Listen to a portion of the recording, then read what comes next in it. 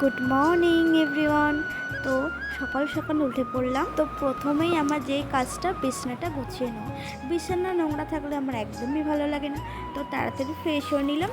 চা ছাড়া সকালটা শুরু হয় নাকি? আমার তো চা না হলে সারা দিনটাই ম্যাচ ম্যাচ করে শরীর। তো চাটা খেয়ে তাড়াতাড়ি করে ঘরের আস্তে আস্তে কাজগুলো সেরে নিলাম। স্নান করতে চলে গেলাম। তারপর এসে নিজেকে একটুখানি চর্চা করলাম, স্কিন কেয়ার করলাম। তো স্কিন কেয়ার করে তাড়াতাড়ি করে রান্নাঘরে চলে গেলাম। আমার খুব রান্না করতে ভালো লাগে। আমাকে যেটাই দিক না কেন আমি সেটাই রান্না করে দেবো। আমিই সব রান্নাবান্না আমি করি। তো তোমাদের কাদের কাদের ভালো লাগে আমার এই ছোট ছোট মিনি ব্লগ দেখার, কমেন্ট করে কিন্তু জানিও।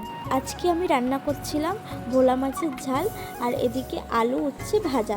তো তোমরা কারা কারা আমার মতন তেতো খেতে পছন্দ করো না সেটা কমেন্ট করে জানিও। দেখো, তোমাদের সাথে গল্প করতে করতে আমার রান্না প্রায় হয়েই যায়।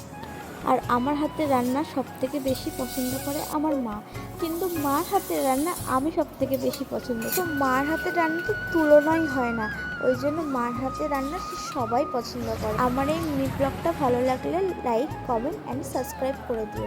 বাই।